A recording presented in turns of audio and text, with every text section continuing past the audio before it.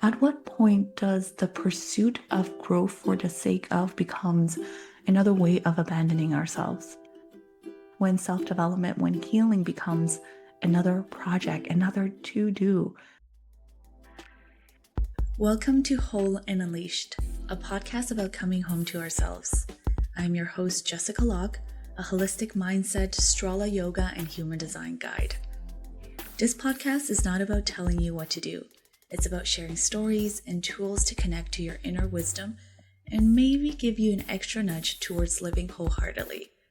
Because deep down, only you know what's best for you. We'll be talking mindset, business, recovering from burnout, human design, transitions, and so much more. Let's dive in, shall we? Hello. It's been a while. I was looking at one of the last episodes that I shared, and it was in December. I have been in a hermiting phase. I go through periods of creation, a lot of extroverted energy. And then I also have times where I just kind of want to hide from the world. And I'm trying to find a balance because there's so much that I want to share, that I want to say, and also don't want to overextend myself by trying to do all the things. If you know any human design, and I've shared components of my chart before, I have a lot of undefined centers, openness, and sometimes I can amplify the excitement around me or even the pressure to do, especially the pressure to do. I have like undefined root. This is the center for adrenaline. It's a motor for stress, getting into action.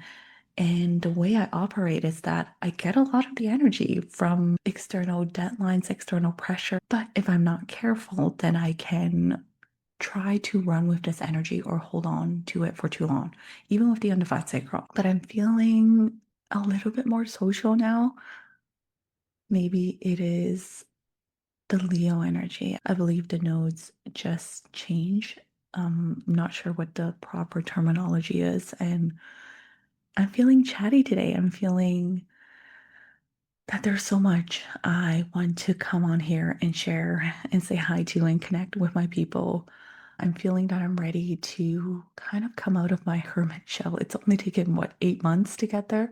I am currently recording this at the midst, I guess, of the solar eclipse on August 12th. So, following this poll, for the past months, I've tried to minimize the amount of noise in my life so that I can connect with myself because, as I've shared in other spaces, there's been a lot of identity death stories that are coming up, beliefs that are being recalibrated, or even certain roles that I used to take, that I used to lead with, no longer feel as aligned, as relevant.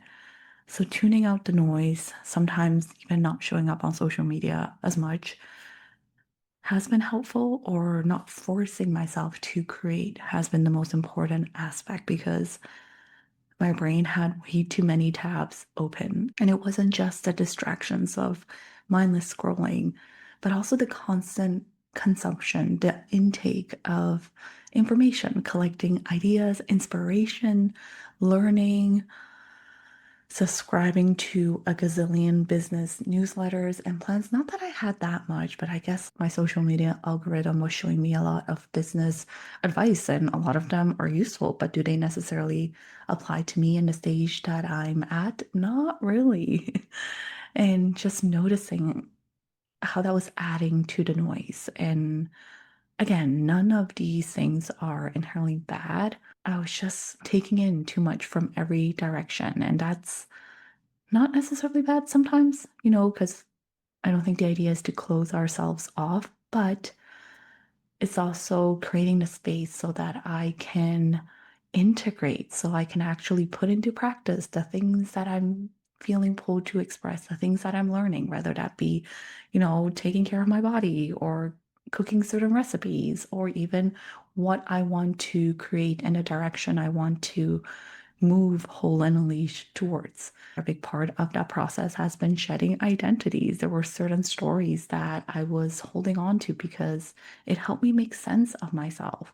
For a while, I was a girl who burned out and left corporate, and that had kind of like a really cool ring to it. It was easy to introduce myself, perfect for, I guess, elevator pitches back in the day.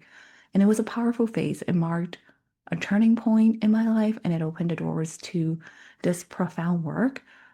But somewhere along the way, it's been, gosh, when did I? Almost 10 years since I officially submitted my notice.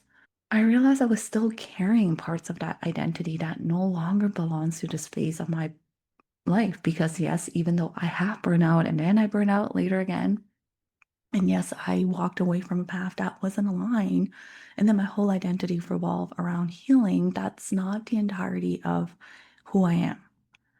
And the same goes for the stories we might carry about our limitations. Like Gate 48, my personality son, again, using human design, this is the gate of depth. It has been such a powerful teacher for me in learning about the fear of inadequacy, of fearing that I don't know enough, that I don't have enough depth. And that fear shaped so much of the beginning of my career, my life, and even running Whole and Unleashed. It pushed me to learn, study, prepare, and become damn good at what I do. And it also nudged me to look into some of the generational fears of being a child of immigrants and the trauma that can come from that, that might have been inherited, but it no longer defines me. Like, I know that the fear won't truly disappear, but it doesn't control or paralyze me anymore. So there's so many things that we outgrow, the roles that we outgrow. And then it also led me to think about healing and self-development. I've been thinking a lot about that in the past year. And I've come to the conclusion that I'm not really interested in helping anyone become a quote unquote better version of themselves. And I know that sounds quite strange coming from someone who has spent years talking about growth, transformation, deconditioning, self awareness, and becoming more fully ourselves. But I think we need to have a more nuanced conversation about growth. Because growth isn't the problem. It's important. And I think it's so inherently wired into us as human beings. We're wired for change, yet we resist it. We are curious. We're here to adapt, to learn, evolve, shed identities, develop new capacities, and move through different seasons of our lives. Like, no one is meant to stay the same in a sense.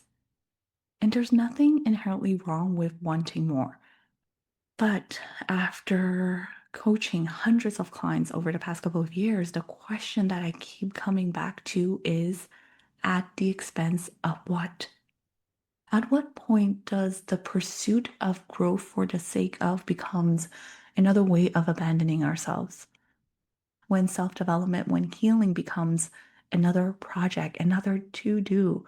And we live in a culture that is really, really good at convincing us that there is always something to work on.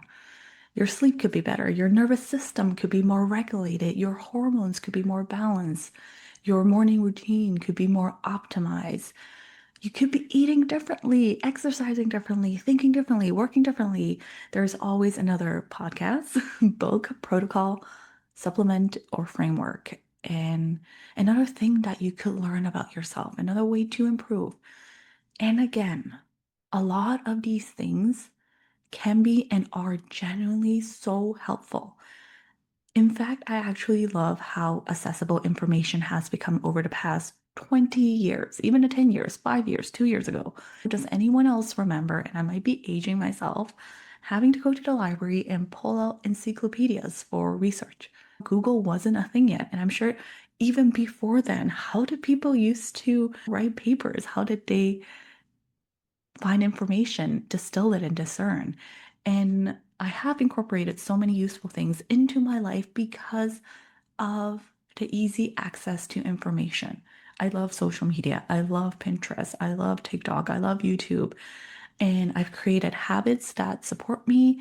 And there are things that I know help my body, my energy, and my capacity. But I'm becoming much more interested in why I'm doing them. There is a very different quality of energy between I'm doing this because I care about myself, because I'm curious about myself, versus I'm doing this because I need to fix myself. Even though the behavior and the action might look exactly the same from the outside, internally, they are completely different experiences. One comes from cultivating a deeper relationship with ourselves, while the other comes from rejection and perhaps even shame. I've definitely experienced this in my own relationship with my body. For a long time, whenever I gain weight, my approach could feel almost military. I would cut back on food, push myself harder, exercise more, and try to exert enough discipline that my body would eventually do what I wanted it to do. And I could convince myself that this was simply what it meant to be committed. This is what self care is. But underneath it, there was something much harsher happening. I was, in many ways, treating my body like a problem to solve, or that gaining weight was a problem in itself, or it was a lack of care from my part. And I know women's image have been so heavily policed and deeply conditioned. It took me some time to recognize how much of those beliefs were not actually mine. They were ingrained, distilled in me from an early age, from society, from my mom's own traumas, but it wasn't from me. And seeing how that approach was really rooted in almost self punishment rather than care. And I still have things that I want to understand about my body. I still have habits that support me. I care about feeling strong, energized, and well in my body. But the questions I'm asking now are different. How can I love and support this body? How do I feel in this body? What does it actually need? What weight and size have I become attached to and why? I threw out my scale maybe 15 years ago. I think right before I became a health coach because it was not a good relationship. And the most important part of it is, how does my body make me feel? And these questions create an entirely different relationship with my body and sense of self. This kind of shift is what makes growth sustainable, because after all, growth in itself isn't a problem, but we're also not meant to grow nonstop at any season. There are moments of pause, there are moments of pruning, there are moments of just hearing what's present, right? I'm not saying that growth is bad or that we're meant to grow all the time. The question is whether our desire for change is coming from a deeper relationship with ourselves, or from the belief that who we are right now is somehow unacceptable, flawed. And I think this difference is so important, like the intention behind why we do the things we do, right? Because especially in times of transition, transitions have a way of shaking us. They show us whether the foundations we've built are strong enough to hold us, or whether they're asking to be updated. They can make us deeply uncomfortable with ourselves because the old systems and ways of being aren't quite working anymore. But the new thing hasn't fully taken shape yet. So we don't know what the next chapter looks like. We can only feel that something is changing, but we can't name it. We don't know which direction to go. And when we're uncomfortable with uncertainty, even our society, the instinct is to do something, anything, right? In order to take some sort of control and manage that out of control feeling, in order to find certainty in times of uncertainty. Make a plan, figure out the next 5 steps, find the answer, consume more information, maybe because, the more you learn about yourself, the more you'll understand what to fix. Ask someone else what they think, outsourcing our own inner wisdom, turning that uncertainty into a problem that needs to be solved or could be solved right away. And trust me, I understand this instinct so deeply, but sometimes that urgency to almost run away from that uncertainty or try to find clarity can disconnect us from ourselves. when that search for clarity actually takes us further away from clarity. When every decision is being made from the fear of what might happen if we don't figure it out, we're not creating the space to really listen to ourselves. We're managing, we're controlling, we're trying to make ourselves safe by predicting the future or trying to control it, shape it. And it actually reminds me of one of my favorite quotes by Glennon Doyle. It goes, I quit spending my life trying to control myself and begun to trust myself. We only control what we don't trust. We can either control ourselves or love ourselves, but we can't do both. Love is the opposite of control. Love demands trust. And I share this quote all the time because I think it speaks to something much deeper than control, but our relationship to ourselves. I used to think that if I could intellectualize my feelings enough, if I could understand exactly why I was feeling something, why this person did XYZ, then I would be able to solve it. Then I would be able to make sense of it. I could analyze it, find a pattern, understand where it came from and why. And then surely I wouldn't have to feel it anymore. What I've learned, thanks to my very, very sweet therapist, is that sometimes what our emotions need from us is much simpler and also harder depending on your emotional capacity because feelings need to be felt. Mind blowing, right? Feelings need space. They need to move through us without immediately being turned into a problem that requires an explanation or try to reframe it away. And I think this is so true for much of our lives. When we're going through a deep period of untangling, the harder we push for clarity, the further away from ourselves we can actually get. Because at that point, we're not necessarily surrendering to the feeling and listening to what's underneath. We're trying to look for a solution out. We're trying to maybe numb, we're trying to distract ourselves. And this is one of the many reasons that I've become so interested in the space that I call the void. The void is the in between. It's the space where something old is falling away, but something new hasn't fully arrived yet. And if you even look at the world for the past 4, 5, 6 years, you'll see that there are a lot of societal structures crumbling, things that are no longer working. This is happening at a personal level. Identity, sense of self, expression is being redefined, and also society kind of collapsing. I'm not here to scare you, but it's just look at the state of the world. There is a crumbling before things fall into place, before things make sense. There is a lot of death happening, ego death, physical, real death, forest death, environmental. And culturally, we don't tend to love this space, at least not in Western culture. We want to know what's next. We want to control. We want to plan along with a measurable outcome. We want to turn uncertainty into action as quickly as possible. As much as we are wired for change, we're also very resistant for it if we haven't built capacity. But what if there are seasons where the most powerful thing you can do is not immediately turn yourself into another project, into another to do, into something to figure out? What if you let yourself be where you are long enough to actually hear what is underneath, what is trying to emerge? What if you stop asking, what should I do? And started asking, what is here? What keeps coming up? What do I actually want? Even if you don't have an exact answer yet. What am I afraid will happen if I stop pushing? If I surrender? What would I choose if I trusted myself to meet whatever comes next? And these kind of questions create a different kind of expression, of movement. It's not passive, you're not giving up, you're not just kind of like, pessimistic about things are happening because they happen, but maybe it's from a little bit more of a hopeful lens of like, I am confused as heck, I am scared, but I'm showing up.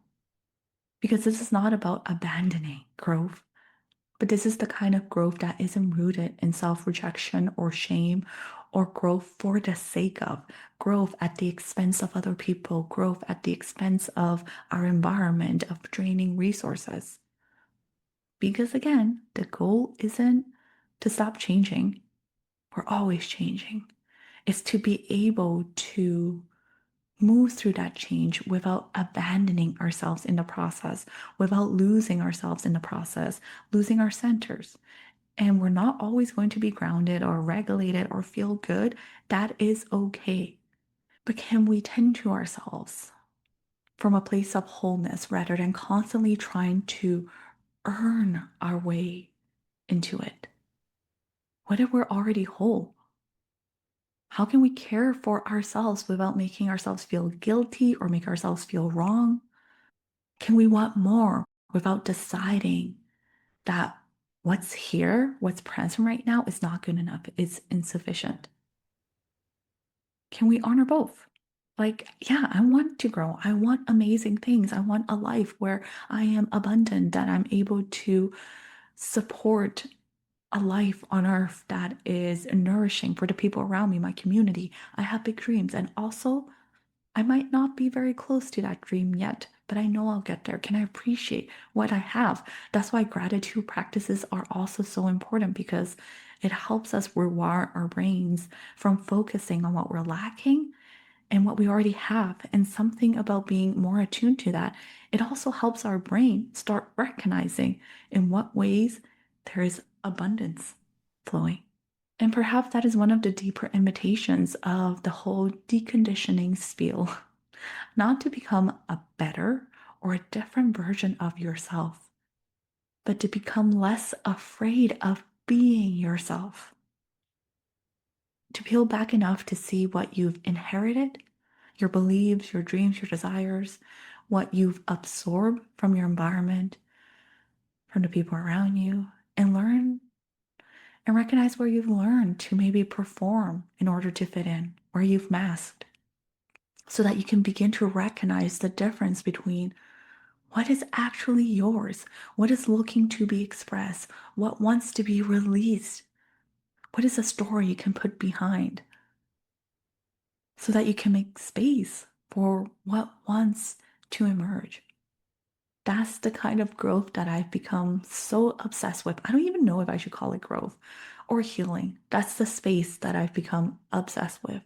You know, we move through seasons of our own personal void, collective void, and a lot of times we just panic, right? We want to find a way out. But how can we create safety being in our own personal voids where there are things untangling, where we're in the in between before we find clarity, where a lot of things are being pruned until we get to tap into a specific direction, until we get into clarity. Maybe the purpose isn't about becoming more, but having enough space to come home to what is already here. I have a lot more reflections around this that I'll be sharing in the next couple of episodes. I also have a few podcasts that I've recorded, I think in the past year or two, that I am dying to edit and share with you. Wonderful conversations. And if you're in this kind of season, if any part of this episode resonated with you and you're looking for maybe support as you move through the season of transition and uncertainty, and you want to be held and witnessed, maybe Into the Void is for you. I can attach the link in the show notes if you want to learn more. This is a one-on-one coaching experience, 6-week deconditioning and integration journey. But even if you're not ready or looking for that kind of support, I hope these words can inspire something in you, that it's okay to be where you're at, that it's part of the process, and to have a bit more of compassion with yourself. And instead of trying to solve what's next, tend to your immediate needs, your physical needs. You know, what does your body want? Are you craving for some social connections, friendship? Are you craving for some nourishing foods? Do you need some water right now? This is something I tell my clients so often, like, drink water. Sometimes we think the world or everything feels so dull, and we could just be dehydrated or our blood sugar is low trying to fix our lives and solve everything, right? These little acts of care, these moments of softening, tuning to our bodies and responding are very, very powerful in itself. It creates a space that you can hear, where am I being pulled next? Thank you for being here. See you in the next one. Thank you so much for listening to the Whole and Unleashed podcast. If you're feeling pulled to get into action and want to connect within, check out the Align and Embody journal on wholeandunleashed.com. You'll also find resources on mindset, human design, and archive for past episodes of this podcast. And if you enjoyed this episode, please share, leave a comment or review on iTunes and Spotify. Thank you so much for tuning in and have a wonderful day wherever you are.